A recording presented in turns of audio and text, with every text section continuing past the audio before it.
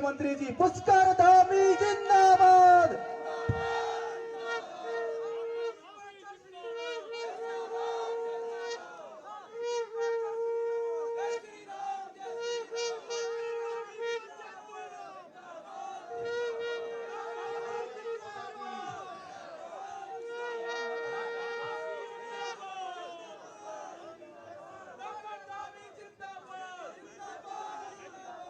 भारत माता की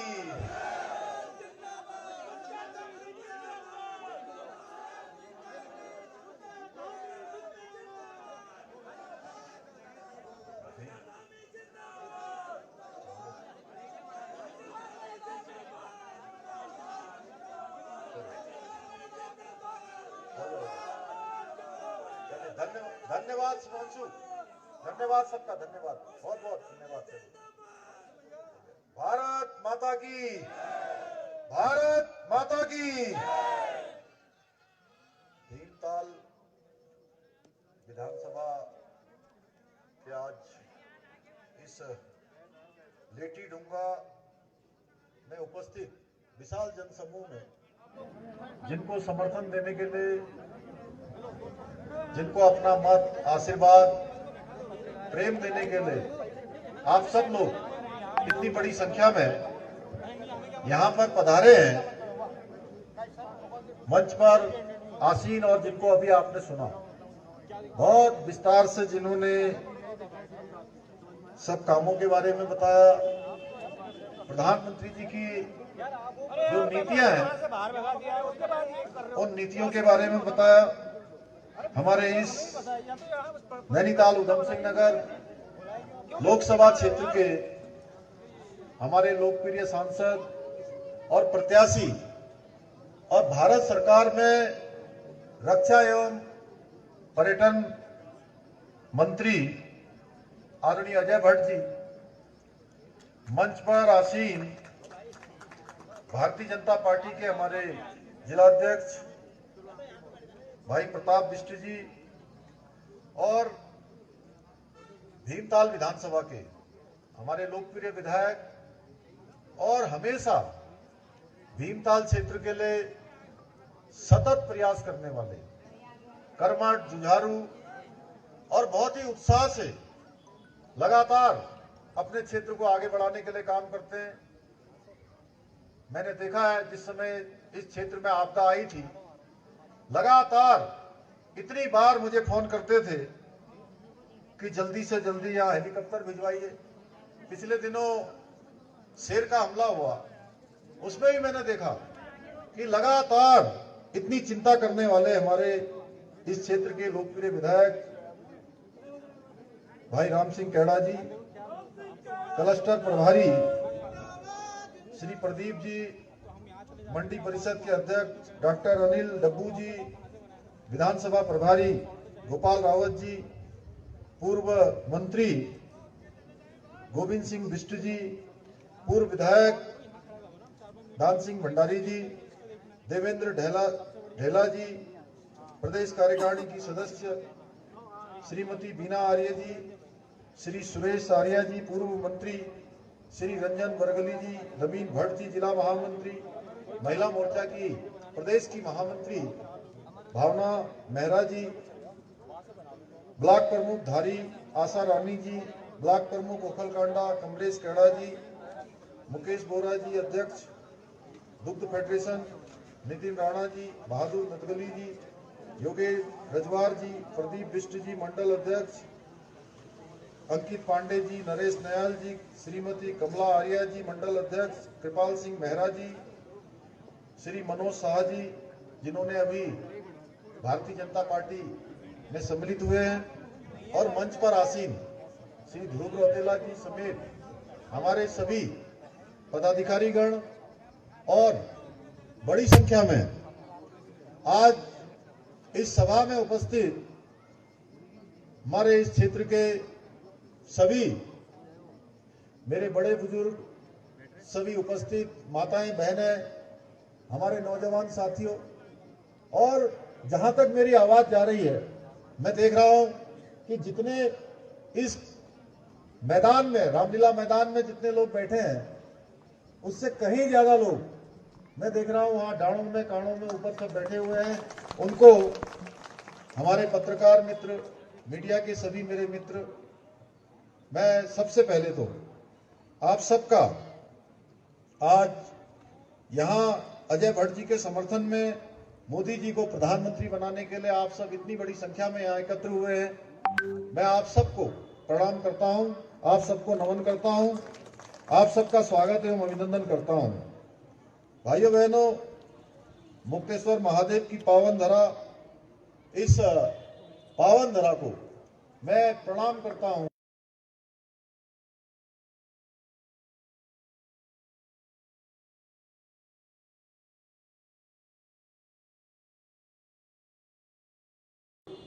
मुख्यमंत्री रहे और देश में भी प्रधानमंत्री के पदों को छोड़कर अन्य सभी पदों पर रहे विकास पुरुष नारायण दत्त तिवारी जी, उनका भी स्मरण करता हूं, क्योंकि व्यक्तिगत रूप से चाहे अजय भट्ट जी हों या मैं, हमेशा हमको आशीर्वाद मिलता रहा।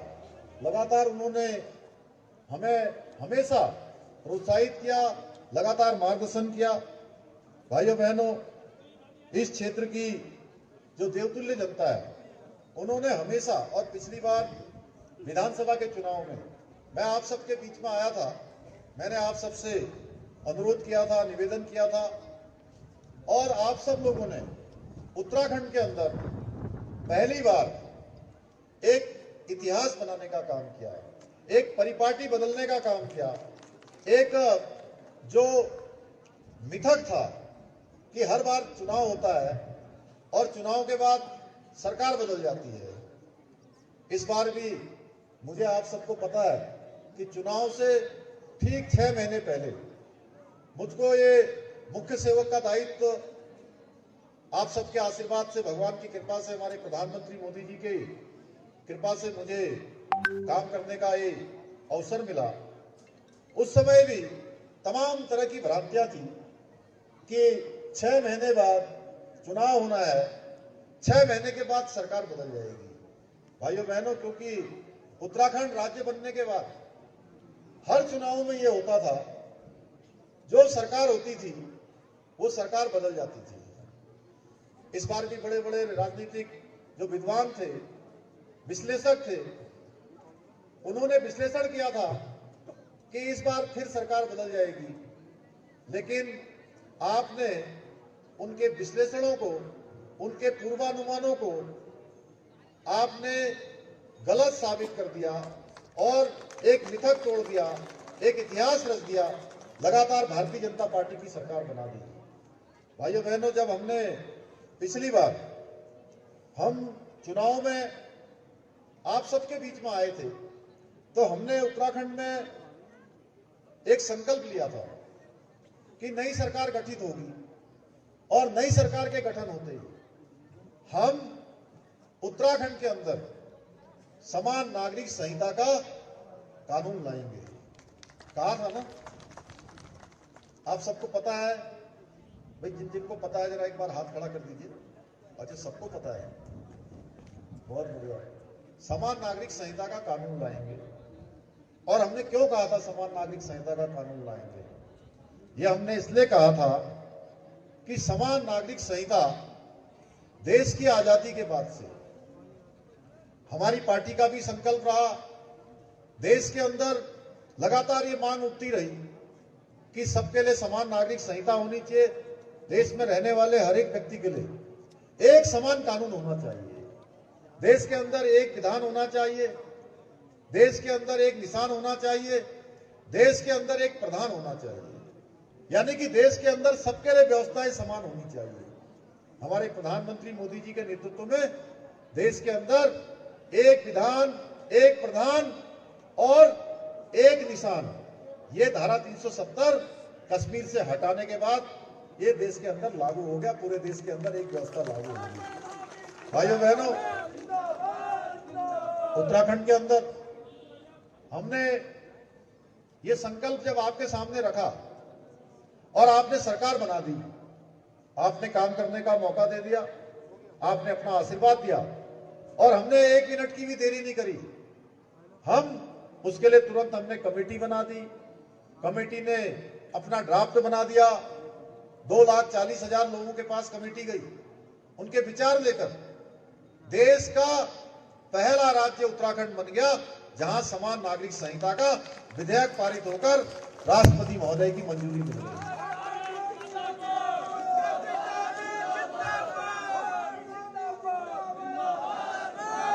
भाइयों बहनों, ये देवभूमि को एक गौरव प्राप्त हो गया।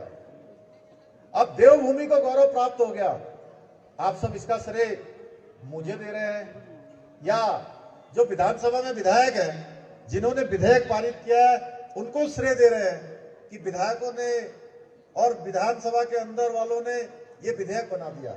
लेकिन इसका श्रेय और गौरव उत्तराखंड के हर एक व्यक्ति को है जिन्होंने ये सरकार बनाई थी। और मैं कल कांग्रेस का घोषणा पत्र पढ़ रहा था। भाइयों बहनों, कांग्रेस का घोषणा पत्र जारी हुआ है। अब कांग्रेस के घोषणा पत्र में क्या है?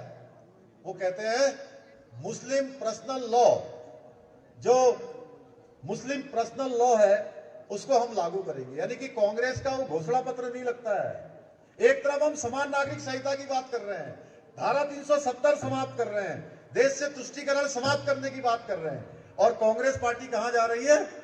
केवल वोटों के लिए तुष्टीकरण की बात कर रही है। भाइयों बहनों, ऐसा लगता नहीं है कि कांग्रेस का घोषणा पत्र है, ऐसा लगता है कि मुस्लिम लीग की जो परिभाषा है, मुस्लिम लीग का जो विचार है, वो मुस्लिम लीग का घोषणा पत्र लगता है। भाइयों बहनों, कितनी शर्मनाक बात है। जहां एक तरफ मोदी जी के नेतृत्व में आज देश आगे बढ़ रहा है, हम महिलाओं की सशक्तिकरण की बात कर रहे हैं।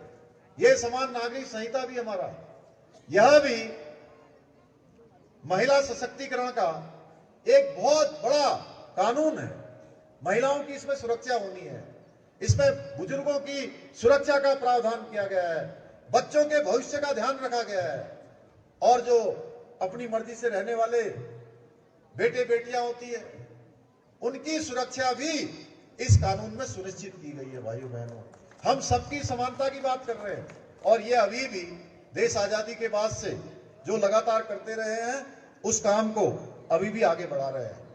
भाइयों बहनों, कहने के लिए बहुत बातें हैं, लेकिन मैं आपसे आज हमारे आदरणीय अजय भट्ट जी के लिए आपका समर्थन मांगने के लिए आया हूं, आपका निवेदन करने के लिए आया हूं कि अजय भट्ट जी केंद्र सरकार में मंत्री होते हुए लगातार मंत्री हैं और देश को अपनी सेवाएं दे रहे हैं। जब भी मैं इनको फोन करता था, एक पैर इनका केरल में होता था, एक पैर कभी इनका जो है मुंबई में होता था, तो दूसरा पैर नैनीताल लोकसभा में होता था। भाइयों बहनों, पूरी रात भर चलने के बाद, ये कोई सामान्य बात नहीं है। लोग कह सकते हैं कई बार कि अरे भाई क्या हो करा, कहां थे, इस प्रकार की बातें लोग करते हैं, लेकिन मैं आपसे कहने आया हूं, मैं जानता हूं कि इन्होंने कितना परिश्रम किया है। दिन भर वहां कार्यक्रमों में रहते थे, रात को दिल्ली पहुंचते थे और गाड़ी चलाकर यहां हमारे हल्द्वानी पहुंचते थे, हल्द्वानी के बाद भीमताल पहुंचते थे, भीमताल के बाद ओखलकांडा पहुंचते थे, रामगढ़ पहुंचते थे, कोने कोने में ये गए हैं। कभी काशीपुर दिखाई देते थे, कभी खटीमा में होते थे, कभी काला डूंगी में सभा कर रहे होते थे। छोटे छोटे कामों के लिए लगातार ये चिंता करते रहे हैं। क्योंकि मैं कह सकता हूं, देखिए मैं इस बात का साक्षी हूं, मैं इस बात का गवाह हूं कि मैंने देखा है इन्होंने अपने शरीर का भी ख्याल नहीं करा। बहुत बार स्वास्थ्य खराब हो जाता था, लेकिन उसके बावजूद भी अपने कोई कार्यक्रम नहीं छोड़े। भाइयों बहनों, क्योंकि ये मंत्री है किस विभाग के जानते हो? रक्षा विभाग के, और रक्षा विभाग में जो अनुशासन होता है वो अनुशासन इन्होंने अपनी लोकसभा के साथ निभाया है। बहुत सारे काम इन्होंने आगे बढ़ाए हैं। भाइयों बहनों, और बहुत सारे कामों को अभी आगे बढ़ाना है, पूरा करना है। अभी आप बोल रहे थे कि मैंने यहां पर HMT का जमीन हमको मिल गई, यहां हमको जमरानी बांध मिल गया, यहां से अमृतसर जाने के लिए ट्रेन मिल गई, हमारी नई नई रेल लाइनें हो, चाहे लालकुआ की हो, हल्द्वानी की हो या रामनगर की हो, सारी नई नई लाइनें बन रही हैं, नए नए रेलवे स्टेशन बन रहे हैं। एम्स हमारा यही इसी लोकसभा क्षेत्र में एम्स बनने जा रहा है। भाइयों बहनों, हल्द्वानी हम सबका केंद्र है यहाँ का, पूरे कुमाऊं की एक तरह से राजधानी है उधर। और हल्द्वानी में उस शहर को स्मार्ट शहर बनाने के लिए, नया शहर बनाने के लिए अभी केंद्र सरकार की तरफ से हमको 2200 करोड़ रुपए की धनराशि मिली है। हमने वहां पर रोडवेज का टर्मिनल बना दिया है, प्रशिक्षण केंद्र खोल दिया है, नौजवान युवाओं के लिए अनेक अनेक रास्ते, रिंग रोड के जो है पूरी प्रस्तावना तैयार कर दी है। प्रधानमंत्री सड़क योजना में अनेक काम यहाँ पर हुए हैं। आज मैं इनके काम गिनाऊं, और ये हमारे कैड़ा जी, ये कैड़ा जी भी हमारे आदरणीय अजय भट्ट जी के साथ बिल्कुल कंधे से कंधा मिलाकर काम करते हैं भाइयों बहनों। मैं कह सकता हूं, मैंने देखा है कि मैं भी स्वयं विधायक रहा हूं, लेकिन जितना काम करने का तरीका ये जानते हैं, किस प्रकार से किससे काम करवाया जाता है, कैसे सचिवालय में फाइल बढ़ाई जाती है। बहुत, चाहे कोई छोटा अनुसेवक क्यों ना हो, उस अनुसेवक के पास भी अपने क्षेत्र के काम करवाने के लिए कोई संकोच नहीं करते हैं भाइयों बहनों। और मेरे पास तो जब भी आते हैं, तब आज ही मैं यहां मिला हूं, अगर ये चुनाव नहीं हो रहा होता तो कल ही फिर देहरादून आ जाते हैं। और अब जब मैं कहता भाई अभी तो कल ही मिला हूं, तो बोलते दादी ये 2-3 काम है ना, ये मेरे क्षेत्र के हैं, जरा इसको आगे बढ़ा दीजिए। तो इस प्रकार की इनकी आदत है, हर समय का पूरा सदुपयोग करना भाइयों बहनों। तो निश्चित रूप से अजय भट्ट जी के मार्गदर्शन में पूरा संसदीय क्षेत्र आगे बढ़ेगा। राम सिंह कैड़ा जी विधानसभा भीमताल को आगे बढ़ाने का काम करेंगे, और हमारे मंच पर बैठे हुए सभी सहयोगीगण, ये सब लोग कंधे से कंधा मिलाकर कदमताल करेंगे। और मोदी जी के नेतृत्व में हम जानते हैं कि आज विकसित भारत बन रहा है, आत्मनिर्भर भारत बन रहा है, दुनिया का सिरमौर भारत बन रहा है। आज दुनिया हमारे ऊपर विश्वास भी कर रही है, हमारा सम्मान भी कर रही है। अभी आपने बताया कि पहले हमारे प्रधानमंत्री विदेशों में जाते थे तो उनको मिलने तक का समय नहीं मिलता था भाइयों बहनों। आज अमेरिका के राष्ट्रपति हों, ऑस्ट्रेलिया के राष्ट्रपति हों, फ्रांस के राष्ट्रपति हों, जर्मनी के हों, रूस के हों, और बड़े बड़े राष्ट्रपति, कोई तो उनको प्रणाम करते हुए पैर छूते हैं, आपने देखा होगा, कोई उनको बॉस बोलते हैं, कोई उनको सर बोलते हैं। ये केवल प्रधानमंत्री जी का सम्मान नहीं है भाइयों बहनों, ये सम्मान देश के 140 करोड़ लोगों का है, जो विदेश की धरती पर हमारे प्रधानमंत्री जी का सम्मान हो रहा है। पिछले 10 वर्षों में गांव से लेकर शहर तक हर क्षेत्र में चहुमुखी विकास हुआ है। मोदी सरकार की जो जन कल्याण नीति है, इतनी योजनाएं हैं, उनके बारे में अगर मैं बोलूंगा तो बहुत लंबा हो जाएगा। आप सब जानते हैं ये योजनाएं आज लोगों के जीवन को बेहतर बना रही हैं, हर किसी गरीब को आगे बढ़ने का अवसर दे रही हैं, माताओं बहनों को जो जरूरत है, जिससे उनका जीवन सुधरने वाला है, उनके बच्चों का भविष्य बनने वाला है, वो काम मोदी जी के नेतृत्व में हो रहे हैं। चाहे जनधन योजना हो, उज्ज्वला योजना हो, किसान सम्मान निधि हो, प्रधानमंत्री आवास योजना हो, या आयुष्मान भारत योजना हो, गरीब कल्याण अन्न योजना ने तो हर एक गरीब के घर का चूल्हा बुझने नहीं दिया, किसी को खाली पेट सोने नहीं दिया, किसी को भूखे सोने नहीं दिया। जल जीवन मिशन, आपको याद होगा कि एक समय था कितनी दूर दूर से थौले में पानी लेकर आते थे, हमको याद होगा। एक समय था, आज से अगर 15-20 साल पीछे चले जाएंगे, जो हमारे बुजुर्ग लोग हैं, प्रधानमंत्री आवास योजना में अगर कोई आवास आता भी था तो वो आवास पूरे ब्लॉक में 1 या 2 परिवारों के लिए आता था भाइयों बहनों। अब हजारों हजार की संख्या में आवास आ रहे हैं। आयुष्मान भारत योजना की अगर हम बात करें तो हर एक व्यक्ति के लिए, परिवार में 5 लोग हों, 10 लोग हों, हर किसी के लिए 5-5 लाख रुपए की 1 साल में इलाज की गारंटी देने का काम मोदी जी ने किया है भाइयों बहनों।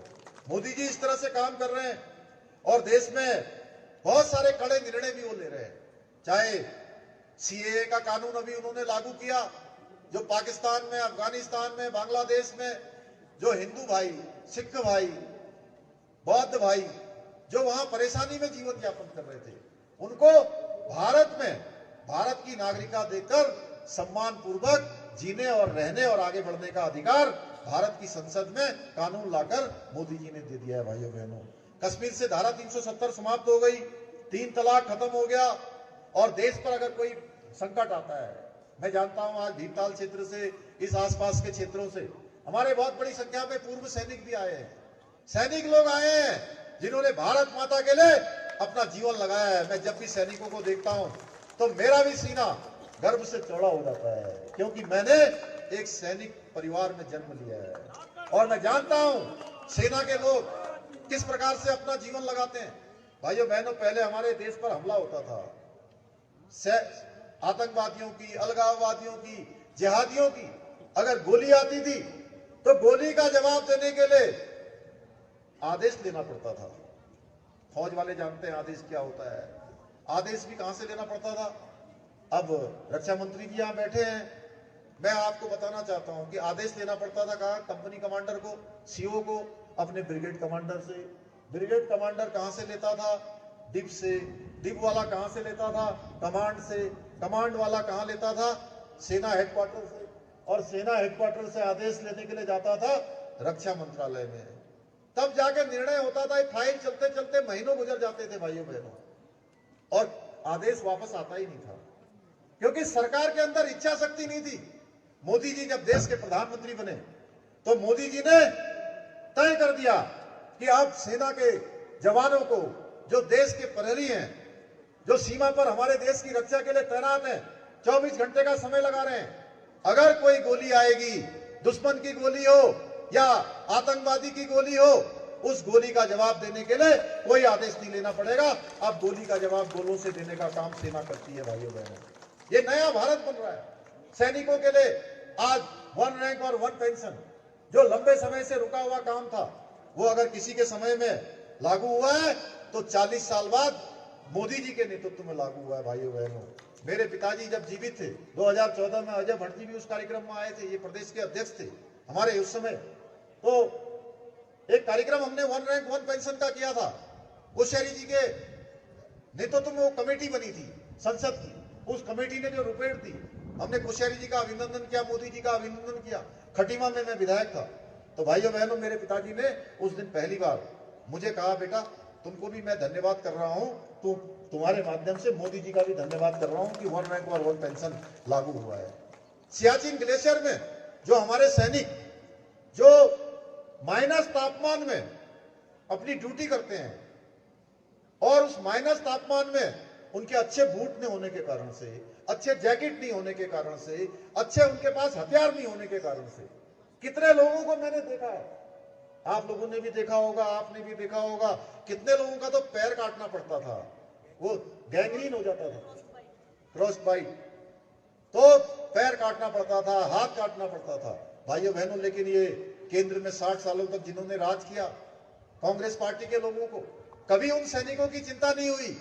उन सैनिकों के लिए भी निर्णय लेने का काम किसी ने किया तो प्रधानमंत्री भारत मां के लाल नरेंद्र मोदी जी ने किया भाइयों बहनों। सैनिकों के कल्याण के लिए हम प्रतिबद्ध हैं, हम काम कर रहे हैं। देहरादून में राजधानी में सैनिकों के लिए एक सैन्य धाम का निर्माण किया जा रहा है, जिसमें उत्तराखंड के 1734 जो हमारे वीर रणबांकुरे जिन्होंने अपना जीवन इस देश के लिए लगाया, उनकी स्मृति में भव्य और दिव्य सैन्य धाम का निर्माण किया जा रहा है, जिससे कि आने वाली पीढ़ियां हमारे उन वीर रणबांकुरों को हमेशा अपने स्मरण में रखे, जिन्होंने अपने देश की सुरक्षा के लिए अपने प्राणों का बलिदान किया है। भाइयों बहनों, देश में जब संकट आया तो मोदी जी ने, आपने देखा होगा पुलवामा की घटना हुई, हमारे अर्धसैनिक बलों के ऊपर इतना बड़ा हमला किया गया, हमारे यहां से भी, इस क्षेत्र से भी, उत्तराखंड से भी लोग शहीद हुए। भाइयों बहनों, वहां पर जाकर जहां आतंकवादियों के अड्डे थे सीमा पार, वहीं जाकर सर्जिकल स्ट्राइक माननीय प्रधानमंत्री मोदी जी के नेतृत्व में देश की सेना ने करा। भाइयों बहनों, अब दुश्मन कहीं भी होता है, दुश्मन अगर हमारी ओर आंख उठाकर देखने की हिम्मत करता है तो उसको मुंहतोड़ जवाब देने का काम भारत की सेना करती है। आज इसलिए करती है क्योंकि हमारा नेतृत्व ऐसा है जो आज उसकी नीति भी साफ है और नियत भी साफ है। भाइयों बहनों, सेना का कल्याण, सेना का उत्थान और सेना का प्रोत्साहन करना, उनका मनोबल बढ़ाना, क्योंकि हमारी सेना हमेशा से पराक्रमी रही है। पराक्रम, शौर्य, साहस उसकी पहचान रही है। पूरे विश्व की सबसे मजबूत सेनाओं में से कोई सेना है तो भारत की सेना है। भाइयों बहनों, हमें गर्व है उस सेना पर। अयोध्या में भगवान राम का भव्य मंदिर बनाया गया, अभी भट्ट जी ने बता दिया। और मैं कहता हूं कि भगवान राम त्रेता युग में पैदा हुए, त्रेता युग के बाद द्वापर आया और द्वापर के बाद कलयुग के भी 5126 साल पूरे हो गए हैं भाइयों बहनों। इतने लंबे कालखंड के बाद त्रेता, त्रेता के बाद द्वापर और द्वापर के बाद कलयुग, और कलयुग के भी 5126 साल पूरे हो गए। इतने लंबे कालखंड के बाद फिर से राम युग लौटाने का काम किसी ने किया है, तो ये काम भी राम भक्त और राष्ट्र भक्त हमारे प्रधानमंत्री मोदी जी ने किया है। उत्तराखंड में भाइयों बहनों हमने बहुत सारे चुनौतीपूर्ण काम और जो उत्तराखंड की जरूरत थी वो काम हमने किया है। समान नागरिक संहिता आप सबके आशीर्वाद से हमने उसका विधेयक यहाँ पर बना दिया, कानून बना दिया है। राष्ट्रपति महोदय ने उसको अपनी स्वीकृति दे दी है। नकल का कानून हम लेकर आए हैं। आपको पता है नकल लगातार होती थी पिछले साल, कई सालों से, दशकों से ये अपराध हो रहा था। हमारे बेटे बेटियां, गरीब माता पिता के बेटे और बेटियों का उनका हक मारा जा रहा था। वो तैयारी करते थे, पढ़ाई करते थे, उनके माता पिता अपने जेब खर्चा काट कर, अपना पेट काट कर, अपना कपड़ा न पहनकर उनके लिए फीस का इंतजाम करते थे, लेकिन उनको चयन का अवसर नहीं मिलता था योग्यता होने के बाद भी, क्योंकि नकल वाले उनके हिस्से को लूट कर ले जाते थे, उसमें डकैती मार लेते थे। भाइयों बहनों, हमने इसमें सख्त कानून बनाया और सख्ती दिखाई और 100 से भी ज्यादा लोगों को जेल की सलाखों के पीछे भेजने का काम किया। नकल माफिया की कमर तोड़ने का काम हमने किया और भारतवर्ष का सबसे कठोर कानून हम लेकर आए। अभी पिछले दिनों हल्द्वानी में दंगा हुआ है। ये दंगा जैसी चीजें यहाँ के लिए उत्तराखंड में कोई इसको स्वीकार नहीं कर सकता है। ये तो शांत प्रदेश है। यहाँ पर लड़ाई, मारधाड़, मारकाट, उपद्रव, आगजनी, सरकारी संपत्ति को नुकसान पहुंचाना, इसका कोई स्थान उत्तराखंड में नहीं है। भाइयों बहनों, आपने देख लिया होगा जिन लोगों ने दंगा किया है उनके साथ कानून किस प्रकार से काम कर रहा है। और अब भविष्य में भी कोई दंगा करेगा, कोई मारपीट करेगा, कोई सरकारी संपत्ति को नुकसान पहुंचाएगा, उसकी एक एक पाई की भरपाई उसी दंगा करने वाले से वसूल की जाएगी। भाइयों बहनों, लैंड जिहाद के खिलाफ हमने कार्रवाई करी है पूरे प्रदेश के अंदर। आपने देखा होगा वनों में, यहाँ जंगलों में कहीं पर पीली चादर चढ़ा दी, कहीं पर हरी चादर लगा दी और जमीन को घेर लिया। भाइयों बहनों, हमने कहा यह अतिक्रमण किसी कीमत पर नहीं चलेगा, ये देवभूमि है, देवभूमि का मूल स्वरूप बना रहना चाहिए। लैंड जिहाद, इस लैंड जिहाद के खिलाफ कार्रवाई करी है। धर्मांतरण का कानून हम लेकर आए हैं। भाइयों बहनों, 30% मेरी मातृशक्ति में जहां भी जाता हूं, बड़ी संख्या में सबसे ज्यादा अगर कोई होती है, सबसे ज्यादा समर्थन कोई देती है, तो हमारी मातृशक्ति, हमारी माताएं बहनें देती हैं। भाइयों बहनों, और मातृशक्ति के हमने प्रदेश में हमने उत्सव किए और जगह जगह पर मातृशक्ति ने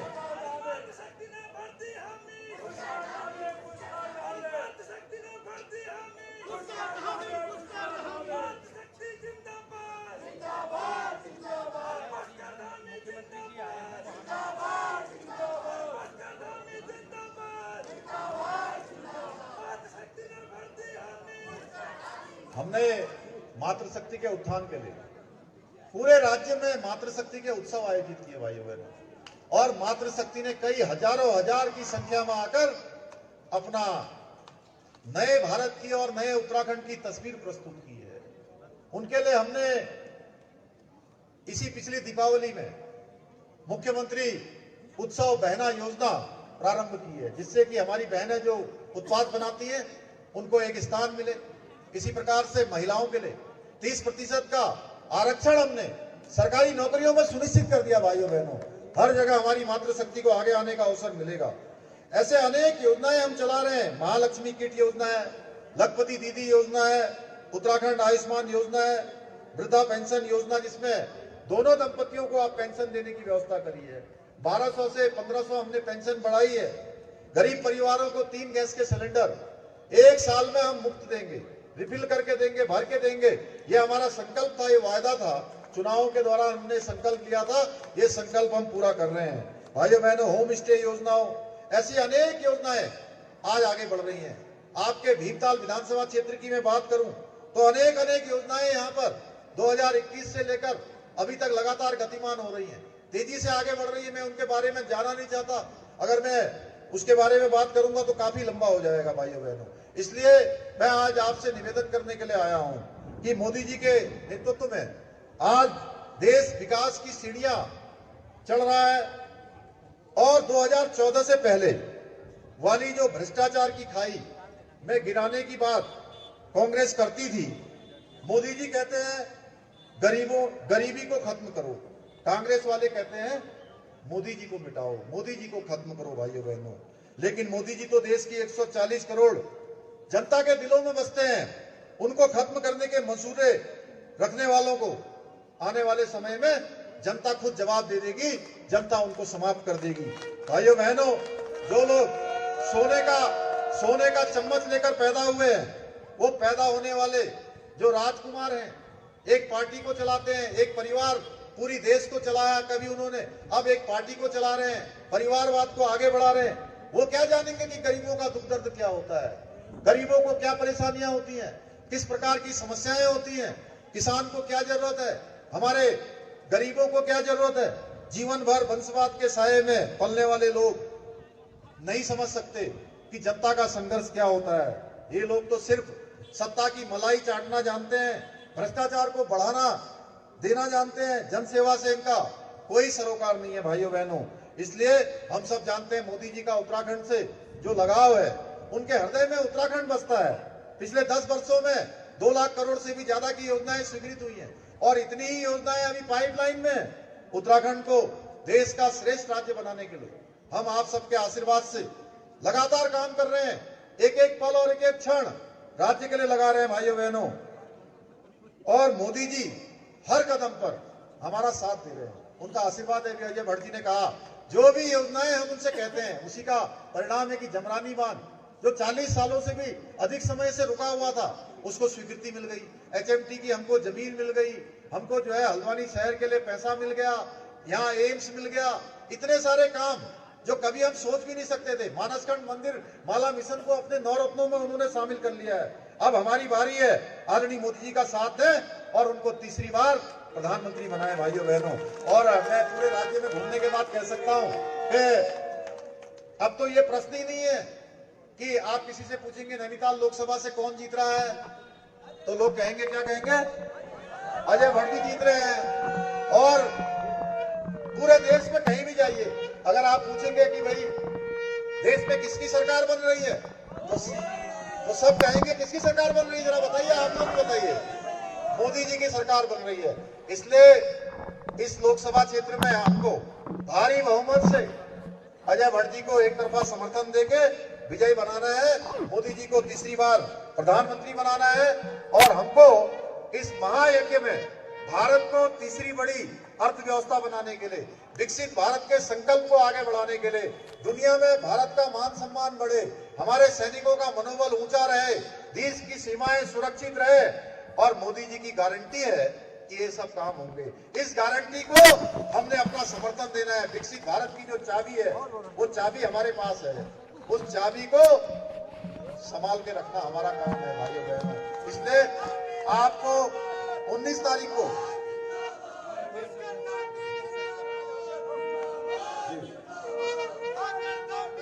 अभी देखिए पूरी कांग्रेस 14,000 से भी ज्यादा दूसरी पार्टियों के लोग, कांग्रेस पार्टी के लोग सब भाजपा में शामिल हो गए हैं। वैसे तो मैंने हमारे प्रदेश अध्यक्ष जी से कहा है, मैंने अनुरोध किया भाई साहब, मैंने कहा कि अध्यक्ष जी अब आप ज्वाइनिंग के लिए एक स्क्रीनिंग कर लीजिए, एक क्राइटेरिया बना लीजिए और उसी के बाद ही ज्वाइनिंग करिए, क्योंकि हर कोई आज भाजपा में आना चाहता है। बिल्कुल एकदम समझ लीजिए कि पतझड़ लग गया चारों तरफ से। और अभी 3 बार के विधायक और कैबिनेट मंत्री रहे, हरीश रावत जी के भी बहुत करीबी थे, यशपाल आर्या जी के भी करीबी थे, दिनेश अग्रवाल जी, उन्होंने भी आज भाजपा ज्वाइन कर ली है। तो इसलिए हम सबको मिलकर इस बार भारी मतों से यहाँ से विजय बनाना है। 400 के जो नारा है 400 पार का, उसको संकल्प से सिद्धि में बदलना है। अब की बार फिर एक बार बहुत बहुत धन्यवाद।